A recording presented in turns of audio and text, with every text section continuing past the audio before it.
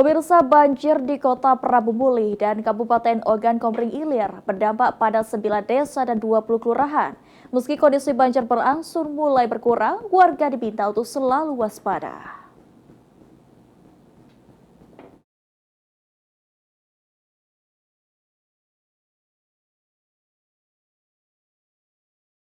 Banjir yang terjadi pada tanggal 10 dan 11 Desember di Kabupaten Ogan Komering Ilir, Oki, dan Kota Prabu Muli berdampak pada 22.871 hektar sawah dan 4.000 kepala keluarga di 9 desa dan 20 kelurahan.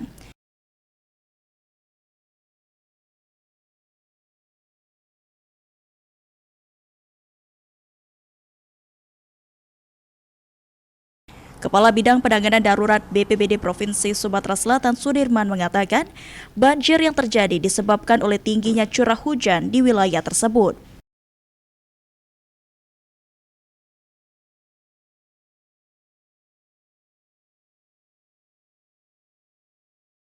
Meski saat ini kondisi banjir mulai surut, BPBD Provinsi Sumatera Selatan terus berkoordinasi dengan BPBD di kabupaten kota untuk melakukan penanganan dan mengirimkan bantuan kepada korban yang terdampak banjir.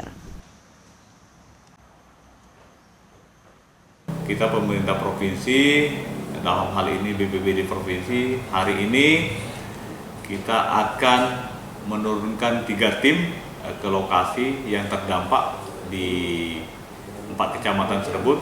Sekalian kita akan mengecek jembatan yang rusak, amblas akibat dari banjir itu sendiri. Kita juga pemerintah provinsi akan segera membawa bantuan berupa logistik untuk teman-teman di posko, untuk menyuplai teman-teman posko yang akan didirikan oleh BPBD Kota Prabu Muli itu sendiri. Sementara untuk melakukan mitigasi bencana hidrometeorologi, saat ini Pemprov Sumsel dan 5 kabupaten kota telah menetapkan status siaga darurat bencana, di antaranya Kota Prabu Muli, Kabupaten Oku, Musi Banyuasin, Ogan Ilir, dan Kota Pagar Alam. Eki Saputra, PAL TV.